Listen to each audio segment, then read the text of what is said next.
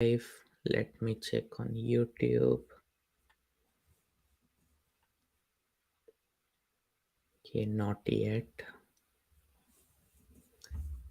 On LinkedIn. Okay, we'll be live in few seconds, I guess, because of the delay. Okay, yes, we are. Oops. Let me mute the other thing. Okay, perfect. Hello, everyone. Welcome to our second stream of Chine Cloud, and the topic for today is DevOps. But before that, wish you a Merry Christmas and a Happy New Year. Uh, Hope everyone's doing well. If you are watching the stream, do let us know in the chat, or even if you are watching in future, do let reach out to us and do let us know if you want us to cover anything more. So our second speaker, Aditya, will join in 2 minutes, and also we'll wait for few more people to join. Yeah.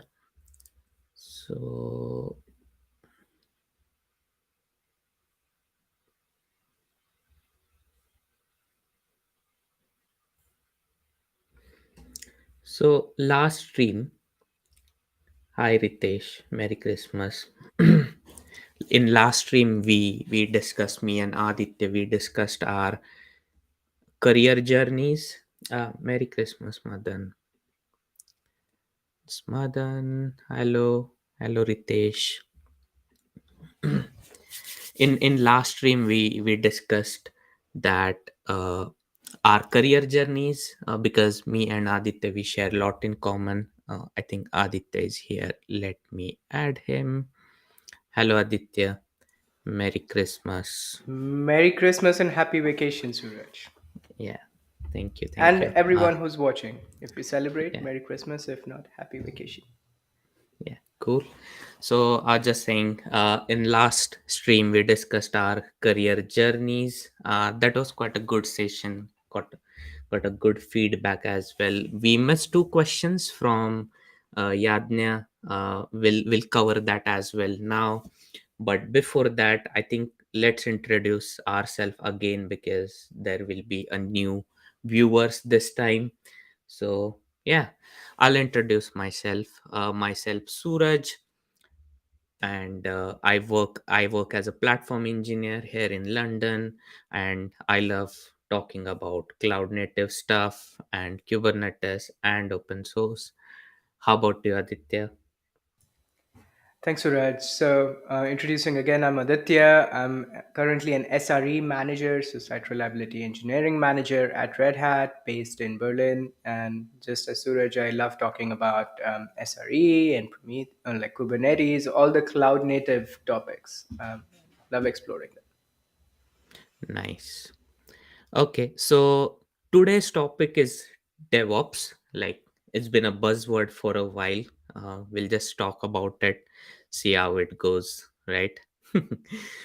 Before that, as I said, we'll take two questions of Yadnya from the last stream. I'm not sure if Yadnya is watching the stream today, but yeah, maybe he'll watch sometime later. So one of his question was, uh,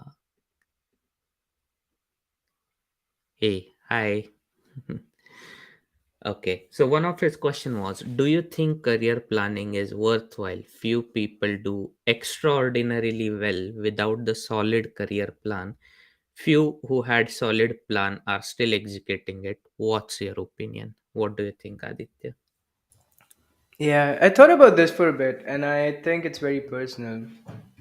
Because of the way personalities are and people are, some people are just naturally planners. And I know some people who are going to plan every bit of their life, and they know what they're going to do next month, they know what they're going to do in 5 years, they know what they're going to do in 10 years. They have a list, they have a A4 size sheet on their desk.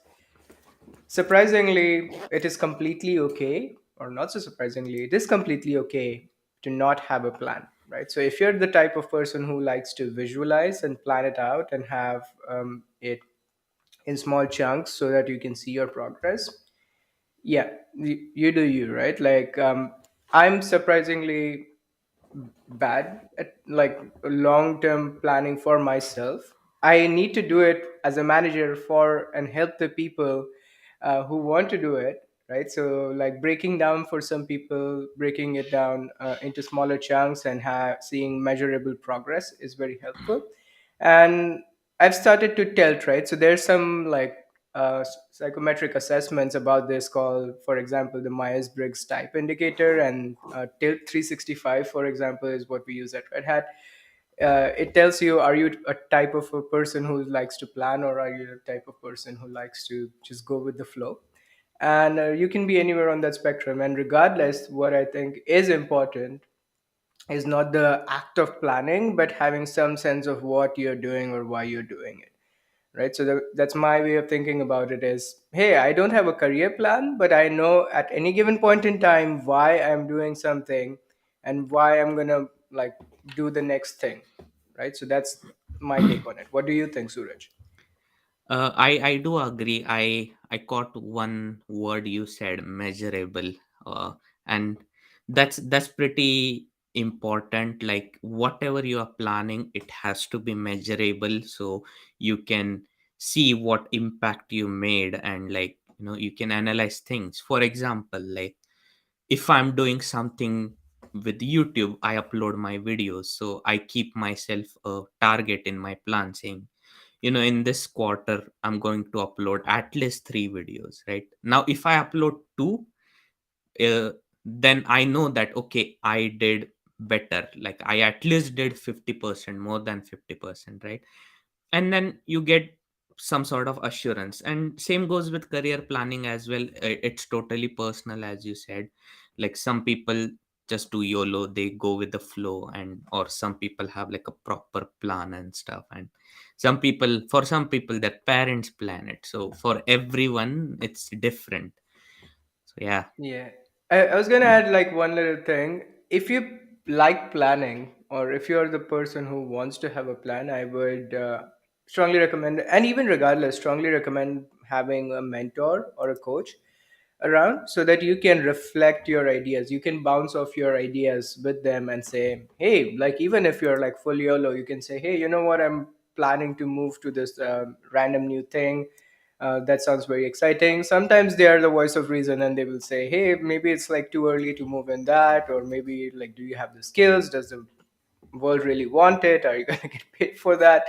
Right? So have that mentor, have that person that you have your confidence in, and then you can plan with them, and they can also keep you accountable. For example, we're doing this together, and it's like, we can measure and we can keep each other accountable. If Suraj doesn't show up or I don't show up, then we have someone to keep you accountable. I think that works um, like wonders in career planning and career development, to have someone who keeps you accountable and to have someone who you can reflect your ideas off of.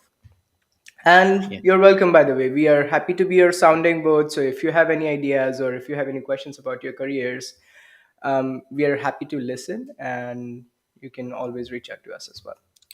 Yeah, yeah, totally makes sense. Like, I already put like both of our social handles in the description, so feel free to reach out to us.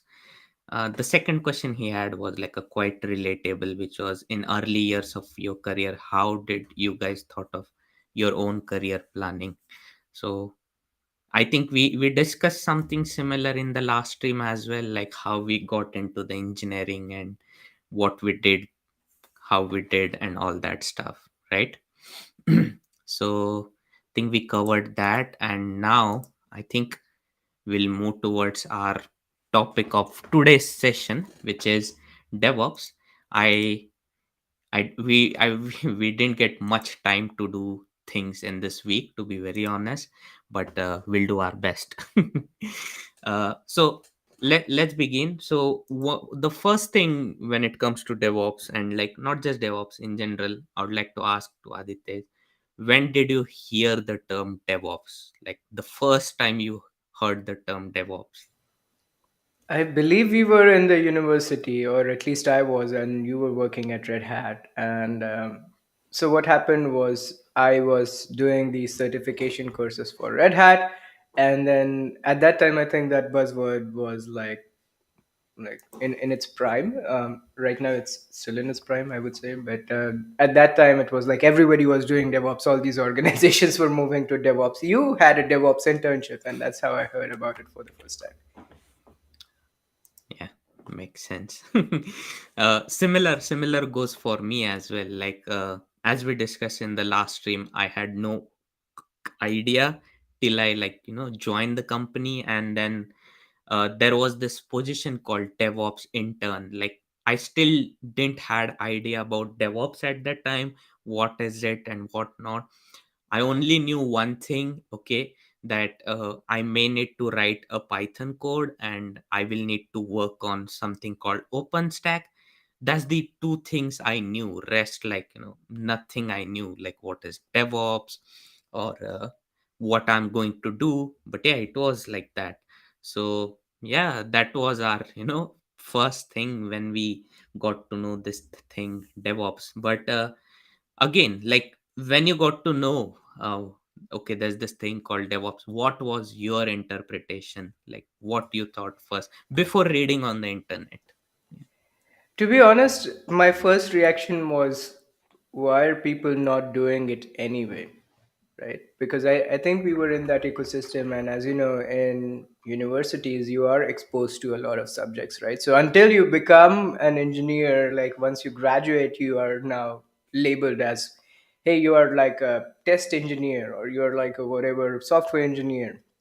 Until then, you're learning operating systems, you're learning testing, you're learning software development lifecycle, you're learning about all of those things.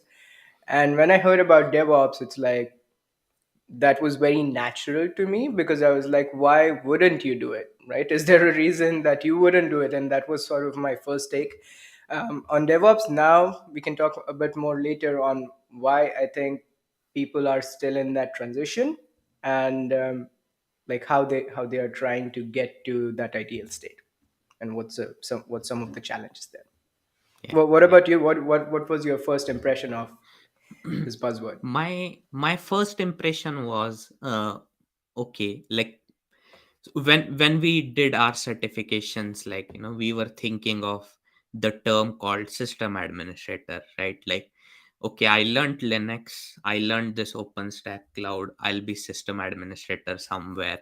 And then suddenly this DevOps intern thing came in, and like, I was like, okay, this sounds like, okay, something to do with dev, something to do with ops. So, and as job description said, I will write some Python for automation, and I will manage the OpenStack. So that's how I correlated DevOps term to my internship. And I'd like to extend here and like explain my internship experience as well, right? So, and it was exactly the same, which I thought. As soon as I joined, I got to know about so many other jargon words as well, like CI/CD, microservice, this, that. And then it was like a thing, like, you are writing some bit of code, doing a lot of automation, doing some cloudy bits. So yeah, that was internship, and that was our first interpretation of DevOps. But what is your interpretation now, Suraj? What do you think about DevOps now? I'm going to jump in and ask you that. Now, like, now that after these years, I think it's different. Like, now after that point, I read a couple of things, couple of articles. There's more many things which are available on the internet. And now my interpretation is moreover, like, if the simple interpretation is like, you want to deliver your application faster, you have to follow these some set of principles, and you will achieve what you want. For example, like, Netflix, they say, like, we do 10,000 deployments in a day. Or like a Facebook also say, we do like a 4,000, 5,000 deployments a day. uh, that is like a following a DevOps principle, I would say. Like, you don't need to wait and there are still few companies which are like, Friday is our deployment day, like, we only deploy on Fridays, or like, we only deploy once a month. So that's the difference, and that's my current take on DevOps. Like, the faster application deployment to the production, so which enhances, the scalability, security, all those buzzwords. So yeah. Yeah, it's also like a way of getting around the Conway's law for me, because it's for me now it's more of a philosophy and a set of guiding Yeah, yeah. principles, and people are, and as with any philosophy or a set of guiding principles, people are making their own interpretations of it, and are tailor fitting it to their own organization's requirements, right? So as you said, there's some companies who are deploying only on Fridays, hopefully not on Fridays, but yeah, like only on Fridays or only on Sundays whenever it fits them. um, these companies are part of, like, they can also do DevOps. So can the company that's deploying 1,000 times a day, right? So like, it's DevOps is a set of guidelines that you can follow to improve what you're already doing, right? So these companies who are deploying once a week can follow DevOps principles and hopefully get to more deploys. This buzzword is so overloaded at this point that this mysterious role of DevOps engineer at a company, we should talk about that. But one thing I would say is, like, for DevOps, there's a quantitative way to measure the quality of DevOps, right? So, DevOps is all about automation and culture and measurement and being lean. So, there's this research group called DORA. I don't know if you've heard of that, Yeah, but yeah. there's a research group that I believe Google acquired at some point, and they are publishing a DevOps research assessment, and you can go there and you can try it for your own company, and it will ask you a bunch of questions like, how many times do you deploy, how many times do you commit to master, or like how much time does it take from a commit to go to the main branch and then go to production, right? So what I want you to do as an exercise, dear listener, is go there, do that, and write it down in the comments, like, what is your DevOps maturity of your current organization? Would love to hear that. Yeah, yeah, makes sense. Like, I last year only, I got to learn about the Dora metrics, and we actually implemented it in our system as well. So yeah, now I think next thing I want to discuss is, like, many people think that, DevOps is some person who will do things, or like, I'll do DevOps. That means I will have to learn Kubernetes, I will have to learn Docker. But I think it's it's not a role, it's a philosophy, it's a way of working, it's a model, uh, with which you run your team, you run your company. It's not a persona, right? And over the period of time, people made a persona of it called DevOps engineer, but it doesn't mean they need to learn Docker or they need to learn Kubernetes. It varies from company to company, right? So this is very important point, which I think. What do you think on this particular topic? Yeah, indeed. I think this, as I was saying, this term is so overloaded, and the implementation of a DevOps engineer's role is very dependent on your organization, where your organization is in this transformation of DevOps, and also commonly mixed together an agile transformation, right? So if your organization is doing an agile transformation or a DevOps transformation, you may introduce this role called a DevOps engineer. So what does this DevOps engineer do? And all of these things sort of happened in parallel, right? So the move to the cloud happened in parallel with DevOps. I arguably, like, or at least that's the latest buzzwords. That's what we have seen very up close. And what happened is, as part of that, DevOps got associated with Docker, Kubernetes, Terraform, Ansible, right? Like, take all of these tools and you learn them, you're a DevOps engineer, right? But like, DevOps by itself is a philosophy. It doesn't talk about these tools. It talks about culture. It talks about automation. It talks about measurement. It talks about being lean, right? So think of DevOps as a guiding set of principles. Think of it as a reference and remember that while you're working, and incorporate that into the way of your working, as opposed to trying to say DevOps means these four tools, because to be honest, these tools are going to change over time, right? So you're not always going to have the same tools. No two companies have the exact same tool chain, right? So the if you associate DevOps with this set of tools, you're in for a surprise, because the next time you go to a new company or a new organization, you will see that they are at a different point in their journey, and they are probably on bare metal, right, and doing like old virtual machines, and they don't have Docker at all, and all of that is managed some other way. And you still have DevOps, and you can still have DevOps engineers there, right? And you can still be part of that journey. So that's my take on it. Like, organizations have defined DevOps as a role, but DevOps should be seen more of as a culture of improvement, right? And set of guiding principles. Yeah, right. So that's good.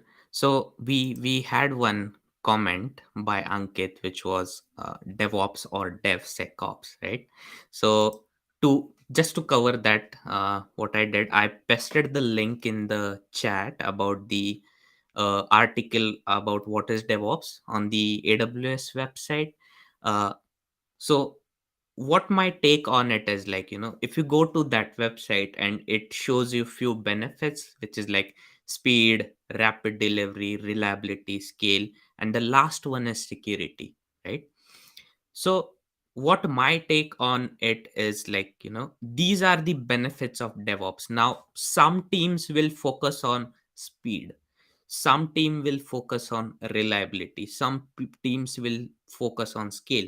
Now teams who are focusing on security, I would say they call their team as a DevSecOps, right? Like, there's no hard and fast rule. You have to call your team like that. You can just call DevOps, we are focusing on security, or you can call it DevSecOps. So, what do you think, Aditya? Have you heard the term DevSecOps?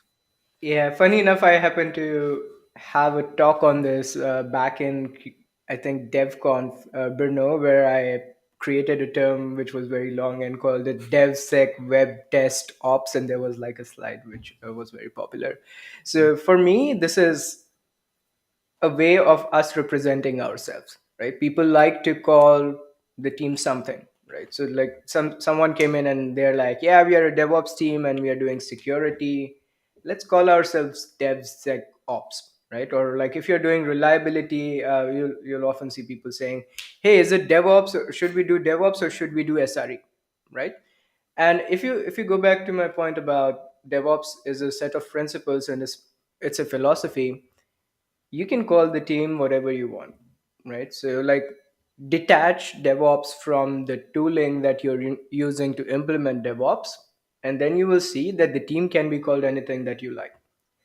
In fact, what I'm encouraging is, for there's this great talk by the LinkedIn CEO about local optimization versus global optimization, which is, if you constrain yourself in these boundaries of I'm the DevSecOps team, or I'm the reliability team, or I'm the whatever team, then you're going to think in that box, right? So instead, think I'm part of this customer journey, right? So say, and I'm focusing my work on security.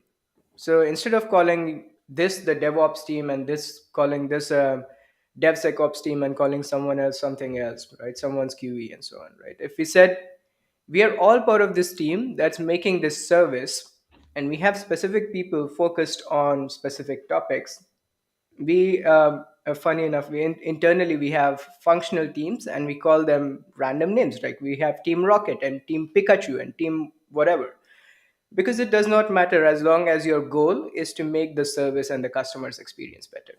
So you can call it DevOps, you can call it DevSecOps. And in terms of tooling and career, right? So like, I know there's this notion of like DevOps and DevSecOps. In terms of tooling and your career, if that's the question, then I would say go with your preference, right? If you want to work on security, there's a lot of opportunities in security. If you want to work on configuration management and CI/CD and all of that, specifically on tooling that implements that, go the traditional DevOps route. but I think the terms are very confusing out there in the industry. So do your research on what the company is expecting, because like you might go into one of these companies and they're selling a DevOps role, but you go in and you're also doing security, right? So it's not very clear. Suraj, what's your thoughts on that? Yeah, definitely. I think like in previous years, even if I'm so one thing I do is, even if I'm not applying for a job, I go through the LinkedIn jobs, and I just read their job articles, like even if there are like DevOps engineer at one A company and DevOps engineer at a B company, they will have entirely different set of requirements, right? But the core is same. Like some people will use Kubernetes, some people will use Nomad, some people will use just EC2, like just virtual machine, and it works for them, right? So there's no hard and fast rule that you need to learn this and then only you'll get this, right?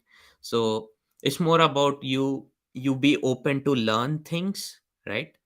And then you just go for it, and if you like this particular set of challenging work, you go for it, right? And as we are talking on that, like when I was in my internship, and like as I progressed to my next job as a software engineer, many people used to contact me saying, hey, you worked as a DevOps intern, and do you think I will need to code for that? And that's the question which many times many people ask me, and like I'd like to focus on that as well here. Is DevOps doesn't mean like you will just focus on, okay, AWS, Azure, Kubernetes, and I will just do click ops, or I will just do automation and all those things. Yes, but how you will do automation? You will write code, right? You will write Terraform, you will write some Python, you will write Golang. And if you notice, the first portion of DevOps is dev, right? Means you will write something, isn't it? So yeah, that's more about it. Yeah, and also like this programming term comes up very often where um, people are thinking about DevOps very often about, hey, I don't want to write code, so I'm going to go be a DevOps engineer. And I would say that's sort of limiting your opportunities. If you are open to writing code, right? Code can be in many forms, as Suraj was saying. It can be Terraform, it can be Ansible, it can be automation code, it can be Python code, it can be, and like to all the way right now, we are writing Kubernetes operators, right? So this is Golang code that is a controller that operates software, right? Are we still DevOps? Yes, we are still implementing DevOps. We are actually an SRE team. Um, so there's this entire spectrum of opportunities, and by saying that you don't want to code or you're not open to like touching a programming language at all, you're limiting your opportunities in the DevOps space and in the DevOps ecosystem. That's one thing I would just say. Nice. And would like to ask something similar, but before that, we'll take one question, which is by Ritesh. What do you think about DevOps versus SRE as a career? Now, Aditya, you you are manager since quite a years now. So, how do you answer this? Hmm. Yeah, I think it's very promising. So the industry in general, as we are seeing a lot of enterprises and startups by default start in the cloud nowadays, and we are seeing enterprises move to the cloud. Reliability engineering as a concept is like at its height, right? Like it's at its peak, and people are, I don't want to call it a peak because it means that it's not going to go further up. But generally, SRE is a great career to have. It's one of the top paying software engineering jobs. And I would highly recommend anyone who's getting into the job market to look at SRE careers, SRE roles. DevOps roles are, as I said, more or less similar. Depends on what organization you're going to, really, because they are used interchangeably, very confusingly in many organizations. Some people are calling it DevOps, some people are calling it SRE, and like just look at the role. That's what I would recommend when you look at any opportunities for your career. Be very pedantic about what they have written in the role, and look very carefully into the nitty gritty. Find details where you will see, and try to get a sense of like, hey, is this going to be a programming role? Is this going to be a configuration management role? Am I going to just do Jenkins job files all day? Like, what's the role? Ask it as you are evaluating your career options, because this will have a snowballing impact on your development, depending on what choice you make, right? But generally, SRE still remains one of the top domains. A lot of companies are moving to the cloud, so whether you're DevOps or SRE, your skills are in demand. And what you need to do is you just need to make the most out of it, right? Pick the right opportunities and like get a sense of what you're actually doing and why you're doing it. Right. That's absolutely And fine. we are going to cover SRE in the next one of the next sessions here. So if you're specifically interested in SRE, join us for the next one as well. Cool. Perfect. So again, I found the AWS DevOps page, which I pasted in the link, quite useful as well. So let's talk about one of the thing that they have is benefits of DevOps. And if you see, there are a couple of points like as I mentioned, speed, rapid delivery, reliability, scale, and security. Right now, what do you think? Would you like to pick any of it and talk more about it based on your experience, Aditya? I was reading the comments here a bit. Would you mind repeating the question, Suraj? What are we talking about? I was saying like the link which I pasted about the AWS page about the DevOps. There's this section of benefits of DevOps. So I think what I was thinking, like we discussed much about the what DevOps, what not, but like little bit about the benefits. So there's the speed, rapid delivery, reliability, scale, security.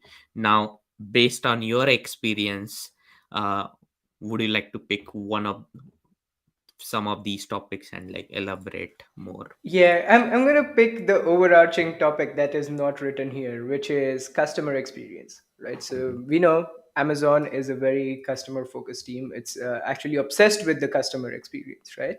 And the one thing that I always tell people about DevOps or about any kind of transformation, any kind of organizational transformation, or any initiative really, right? People are not doing it for fun, right? People are not doing DevOps for fun. People are not doing agile transformations for fun. If you're doing it for fun, you should reconsider doing it, right? Like, are you do you really need it? People are doing it to improve customer experience or improve on a set of goals that they have set for themselves, right? And how does DevOps improve customer experience? We have a couple of topics here, which is speed. For example, customers always need that one extra feature, will always need that one extra feature out of your software or software as a service, whatever you're delivering, right? And customers don't like waiting. So, for example, you're using a tool chain, you're like, oh, I need this one feature. Can you give it to me yesterday? Right? I don't want to wait 3 months for it. So, an organization that is slower in terms of delivery is going to suffer, and the customer experience is going to suffer.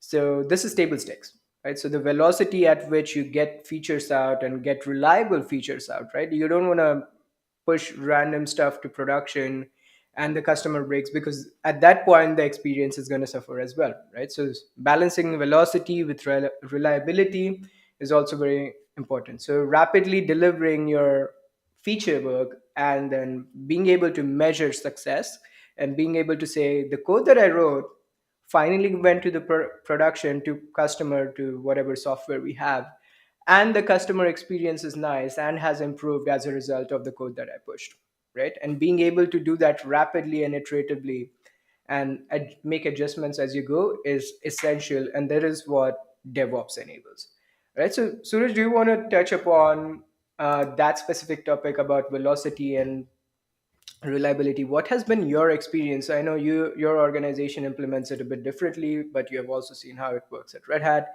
What's your take on the velocity of feature work? Yeah, sure. While you are you were talking, I was again going through the benefit, and like I was relating it to my story at my current organization. So I'll give you an example with each and every bit, and I'll explain how it goes. Right now, my title is platform engineer, but don't go on title. We do follow most of this DevOps functionalities.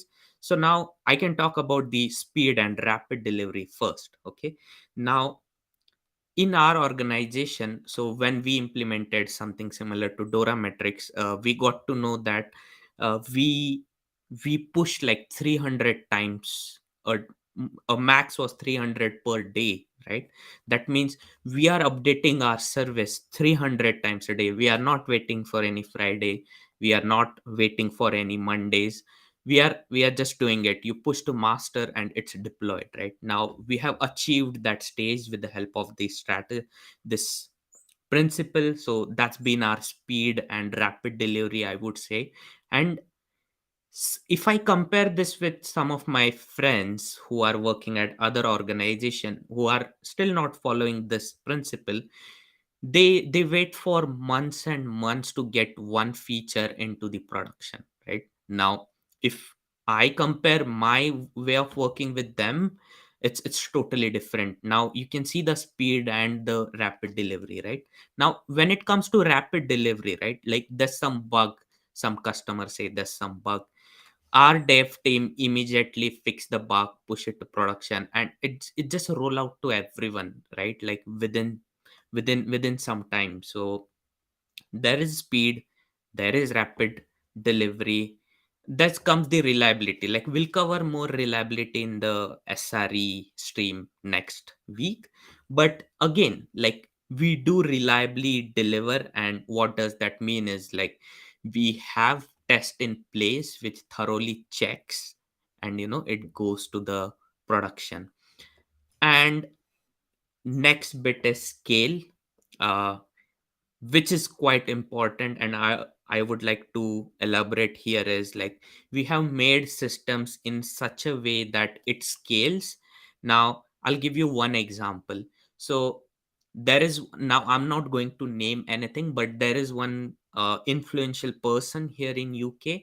Now whenever he comes on a TV shows or a talk shows, uh, all the websites of the similar domain gets a spike in the traffic. And now we have this a very robust system designed with these kind of philosophies. It scales without any issue. Like we don't need to be on call when he's on the show, right? It just scales.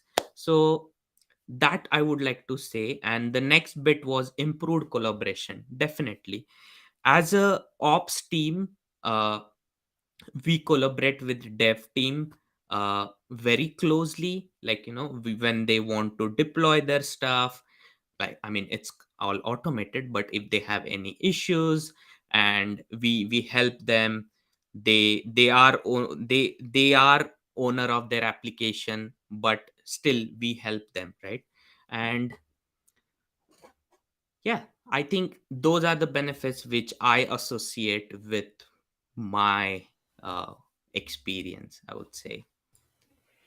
Yeah, Yeah, the other thing that stands out to me is the collaboration aspect of it, yeah, which is, and it's all very tightly coupled together, right? Like what velocity you have, and like based on also what you just said, right? Auto scaling, for example, is also related to velocity because making configuration changes dynamically in the production environment is high velocity, right? You get an event, you realize that your application is getting out of memory or your performance is suffering, you observe, and then you scale out automatically based on that, right? So that needs to be high velocity. Like if your influential person came on TV and your application scales like 2 months later, that is not useful for anyone, yeah. right? Like that velocity needs to be very high as well.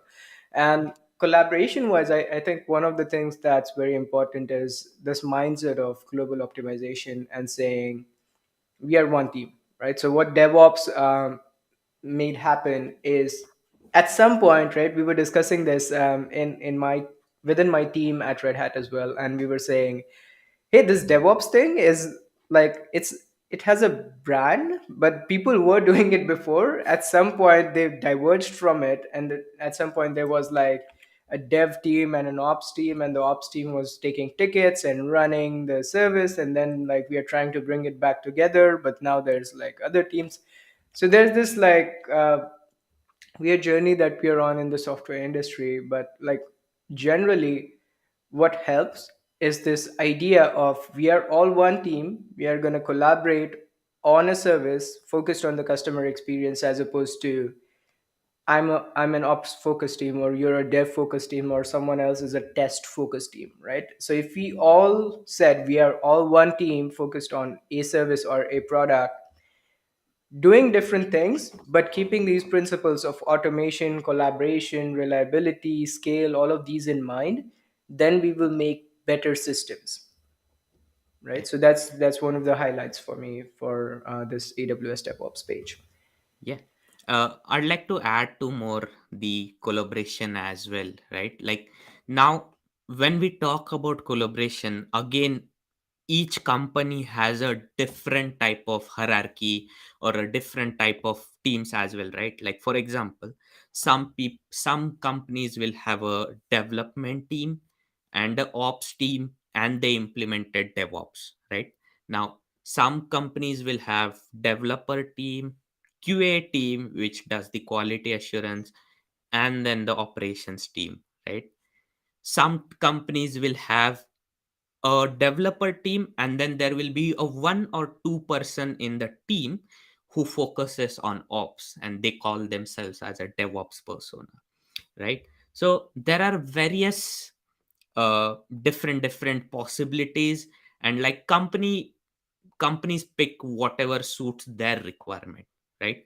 And whichever model they pick, the collaboration key remains the same, right? Like you collaborate, you don't stay in silos, you don't work independently, you continuously talk to each other, you collaborate, you take continuous feedback and improve the system, right? So Yeah, absolutely. And organizational structures play a huge role. And I did briefly mention the Conway's law. I believe it is Conway's law, right? Which says your system, you're going to build systems that reflect your organizational structure, right? So if you have an org chart and you look at the org chart and you look at what systems the people built, they are going to reflect that org chart, right? Which is why that close knit collaboration is very important, because otherwise you go back to this idea of like dev and ops. If you have an organizational structure that by itself doesn't promote like that collaboration, right? So there's multiple ways for practical reasons that companies will organize in certain ways, but what remains crucial is that everybody thinks of themselves as one team and go beyond those organizational or org chart boundaries, especially in large enterprise companies where you may have hundreds or thousands of people working on a specific project. This remains like one of those top hurdles that people need to get through, right? In a startup it's easy because you're all in one room, you can walk up to someone and like you can get stuff done. But when you're like a large enterprise distributed company, with especially like us, which is like a lot of remotees, you can't walk up to someone's desk. This idea of collaboration, how you work together, is essential, like is very important. yeah, definitely. Like in an environment where like your some of the devs are sitting in US, some of the QAs are sitting in Europe, your ops team is somewhere in Asia, and yeah, I mean the collaboration is like a very important aspect of it. Uh, Aditya, are you still there? I'm still here. Looks like my video stopped working for some reason. Let me try and figure that out. Yeah, sure. But you can hear us, right? Yeah, Yeah, absolutely. okay. Perfect. Meanwhile, like I would like to ask audience, like if you have any questions, do let us know in the chat, like either on LinkedIn or YouTube. We are streaming on the both the websites. So if you have any questions, do let us know as well. Right. So one interesting thing I just realized was like we discussed like this benefit section. Now again, we are just referring one DevOps page, right? There are many other interpretations as well. But when we were talking on these benefits, we never mentioned a single technology, right? Like we we never mentioned a Docker, we never mentioned Kubernetes, we never mentioned any cloud provider. Uh, but yeah, and that's the thing, right? And that's a very big misconception as well. We have a quick question here by Ritesh, which is, how can a microservice based application have the same response time as of monolithic architecture?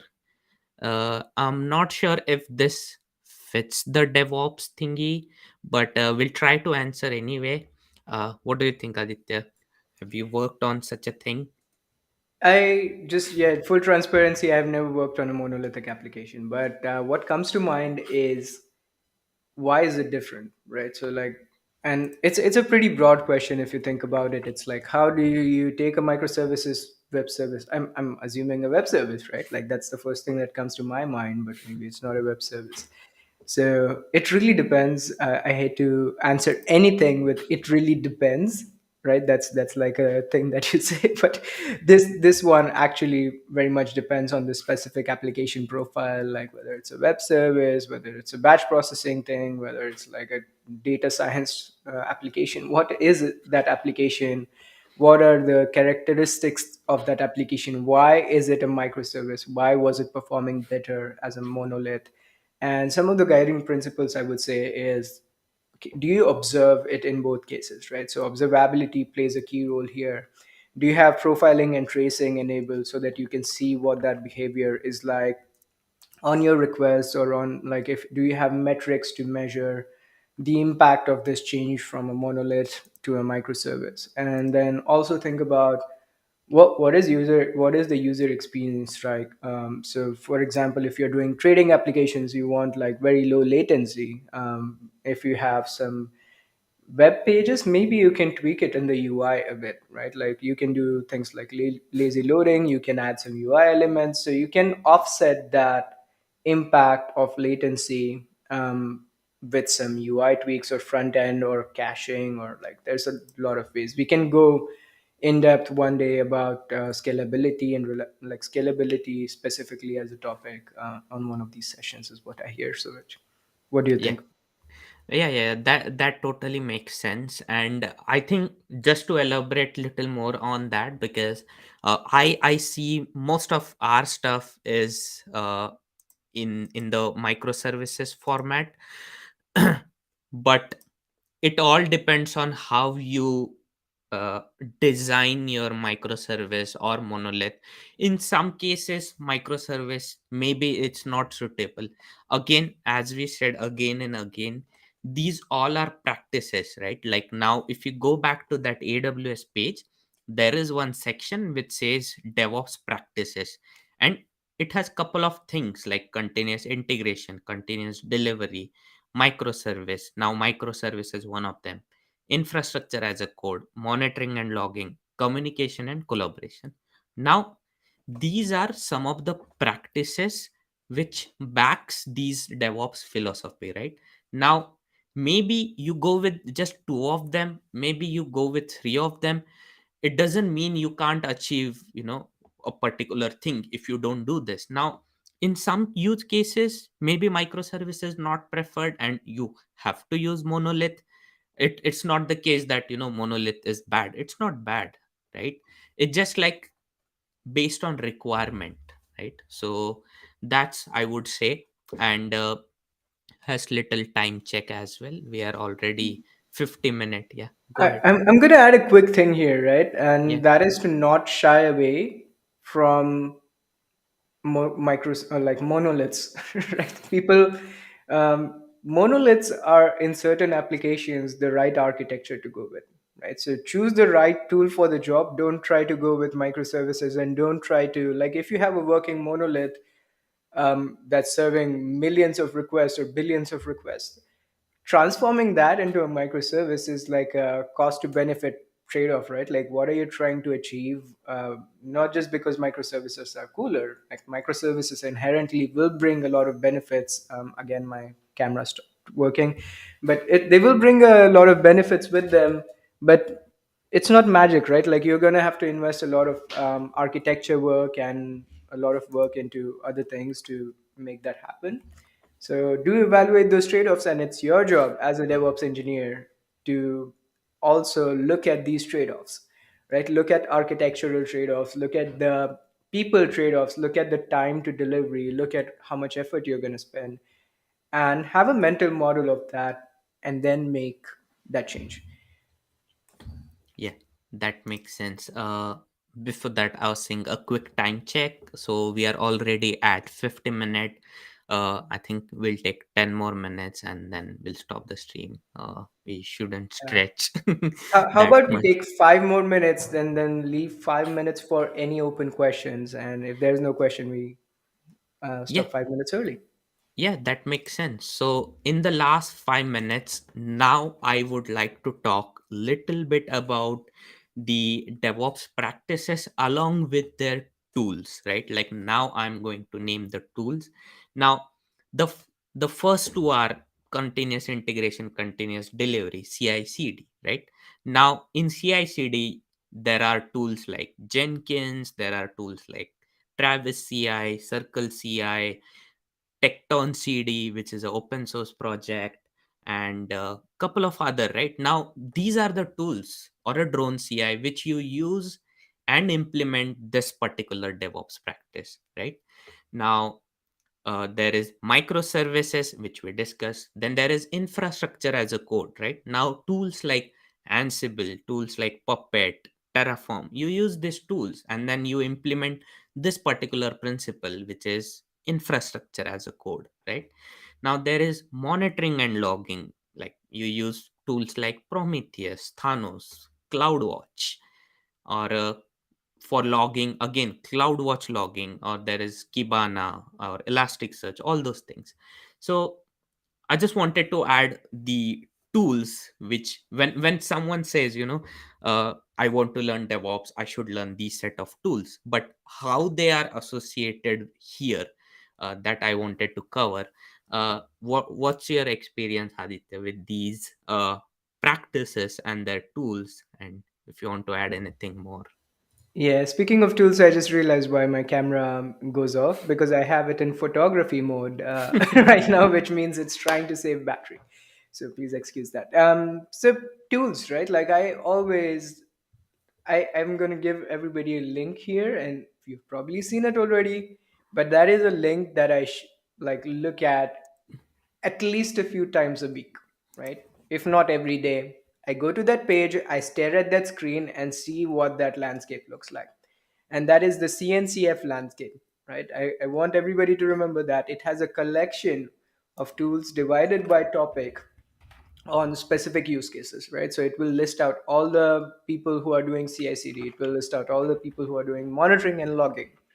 And what is important to me is pick the right tool for the job, pick the tool that you're most productive with, pick the tool that's going to give you the best customer experience, is going to like give you cost benefit.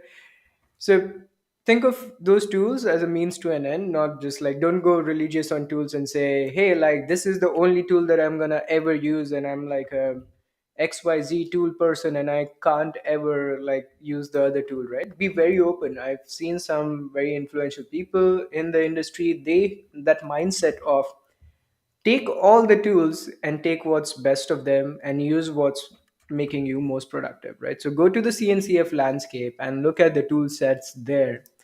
I think that's a good start. And there's obviously like other proprietary solutions or custom homegrown solutions that are not going to be listed there. So if you have a tool internally that you're using and like it has worked wonders for you, please share it, right? Like, the open source community is always looking for these ideas, and we all grow together by sharing these ideas. So we would love to hear what tools you have that you have built custom, and what are some of the ways that we can take these ideas and put them as projects in the open source community, right? So do check out that page and let us know. There's always the CNCF committee is always looking at like adopting these tools, promoting these tools, and like making sure that they have the right support um, and contributions. Yeah.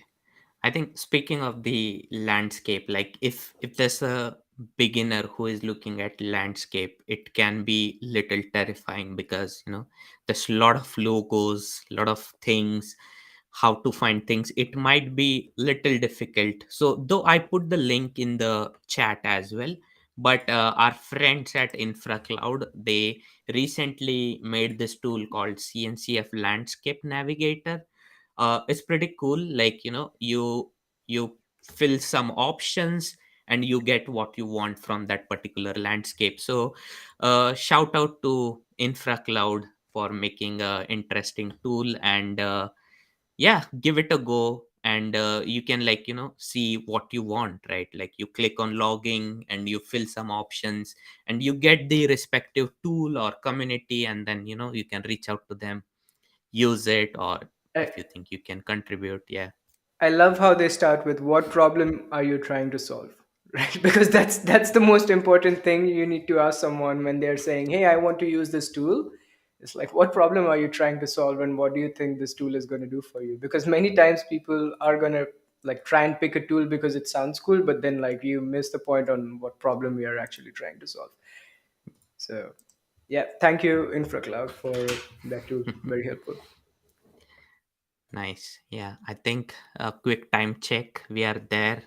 We kept few minutes for the questions. If you are watching on YouTube or LinkedIn, feel free to drop your questions in the chat, and yeah, we'll try to answer. And even if there's no question, do reach out to us as well via our socials. So there is one question by Neeraj, which is want to work on Kubernetes related project, have a hands-on experience in Kubernetes, didn't get an opportunity on Kubernetes. Uh, okay, I think that means sorry, have a hands-on experience, didn't get an opportunity. So I think, like, whichever organization you're working for, I mean, it's totally that, like, you ask, if there's an opportunity, you go for it. If not, you can always look for other opportunities. So Aditya is having some problems, but he'll be back. But can you elaborate, Neeraj, little bit more on that? Like, what do you mean by that?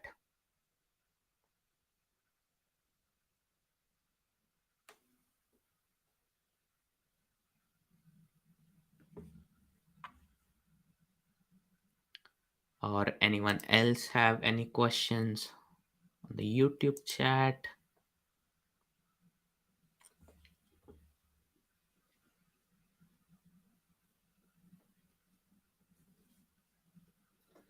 Right.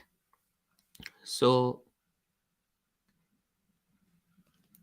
yeah, also, like, as I mentioned, our social links are in the description. Do reach out to us if you have any questions or anything, and stay tuned for our upcoming streams as well. We'll cover SRE in upcoming stream and few other interesting topics. If you have any suggestions as well, what should we cover, do let us know as well. uh, I think Neeraj elaborated his question. Means I think I have good hands-on working experience with KTS environment, but didn't get real-time work with the production. I think I was in a similar boat few years ago. I can explain on that because when I was in my internship in 2016, uh, I was doing POCs on Kubernetes, but not really a production experience. Then I moved to software engineering where I wrote CLI tools around Kubernetes. Again, as you are mentioning, I also had a good working experience. I knew the APIs, but I didn't had a real time production experience. Very similar story. And then I moved into the cloud infrastructure engineering, where now I actually deal with the production Kubernetes clusters who are serving workloads, production workloads. I look after them, I maintain them, upgrade them. I do write tools for them if necessary. And yeah, I think if you are not getting opportunity, you just have to find the opportunity. And I would say, if you are not in a position to find other opportunity and go, you do something of your own. For example, recently I was working on EKS, which is Amazon Kubernetes service. And meanwhile, I thought of having a nice CLI tool, which will help me with do things with EKS. And I just wrote my own tool, right? Like, I didn't wait for anyone to write the tool for me. I wrote my own tool. So I look at this way. What do you think, Aditya? Yeah, I think side projects are a great way to sort of start contributing. I would also say you learn a lot through osmosis. So, what you do is participate in these open communities. There's this upstream community that we have called Operate First at Red Hat. So this is all about operating Kubernetes, operating services on top of Kubernetes. It's an open source community. You can join there. You can brainstorm. There's a community cluster that we are running there. So that people get this exact experience of hands-on running Kubernetes, right? So check that out. The other thing I would say is join these Kubernetes community meetings and Kubernetes community calls. Just see where you can help, and over time you will build that experience, right? So you just need to. There's a lot of avenues, and what I would say is just connect with the people in the community, and you will find some opportunities to work. And then the only thing you need to do is show up consistently, regularly. If you consistently show up and try to make contributions, you will learn that over time.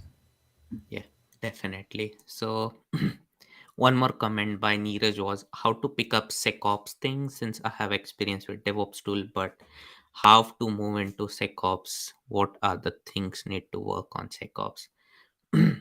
Again, as we discussed earlier, before that, let me paste this comment given by Aditya, which is the operate first cloud, right? Okay, Yep. I pasted the comment. So I was saying, like, we discussed this thing of the new dev sec ops thing. Basically, is the team who follows the DevOps principles but focuses more on security, right? Now, if you are more interested into that, I would say get familiar yourself with the that pillar of DevOps, which is security, and what to do when you want to be more specialist in that particular area. What tools are there, how they operate, get familiar with these tools, and if there's any opportunity, just jump in it, right? So that's how I look at it. uh, yeah, Aditya. Yeah, immerse yourself. That's what I would say as well. Like, find out what tools there are in the community, find out what problems you're specifically looking to solve, understand some of the basic principles as well, right? Like, so you need to start from a solid foundation. So you need to know what the OWASP, I can hardly say it, OWASP top 10 vulnerabilities are, and you need to know what the common types of attacks are.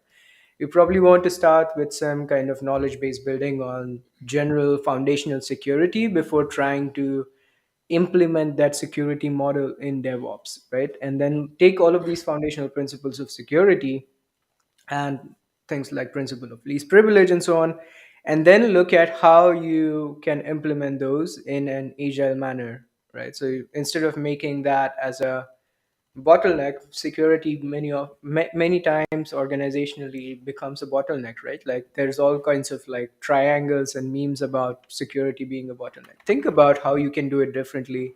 Think about policy as code, configuration as code. Think about those automation collaboration philosophies of DevOps as it relates to specific topics, insecurity, look at the current landscape that you have, current ecosystem, current tool chain, and pick one topic and say, here's the thing that's like the 80% or that's the major bottleneck. How can I solve it with the principles that are outlined in the DevOps mindset? And try to tackle that problem once and then go from there, right? So security is an extremely vast space. You can it's a huge rabbit hole. So pick one problem and try to solve that problem, and then build that over time, build your skill set over time. If you try and say, hey, I'm going to go out there and learn security, you're going to spend many years and still be learning security. It never stops, right? As with many other topics. Yeah, that makes sense. Uh, cool. I think we are little bit over time, but thank you, Aditya, for joining the stream, and to all the viewers who are watching now or who will watch again offline as well. Again, I'm just reiterating again and again, but our DMs are open. Our links are in the description. Do reach out to us if you have any questions, and if you want us to cover any more topics again in the upcoming streams. So next Sunday we'll talk more on the SRE bit of it, like the next side of it. So yeah, thank you so much uh, everyone. Yeah. And I'm gonna add one thing that Suraj forgot to mention. But Suraj, we are trying to get this Suraj and Cloud channel to 1,000 subscribers on YouTube. So if you do like the content and if you do feel that this is helpful, please do share it on your socials, and that will help us reach this goal and encourage us to keep making these videos. So we definitely want your feedback on whether this is helpful or we are talking into the void. If it's helpful, then do share, like the YouTubers say, like, comment, share, and subscribe. Do all of that, and enjoy your holidays. I said vacation, but I realize holidays is the more correct word. Enjoy your holidays, enjoy your time with family, and we'll likely see you next year now. Yeah. Thank you. Merry Christmas and Happy New Year. Bye. Mm.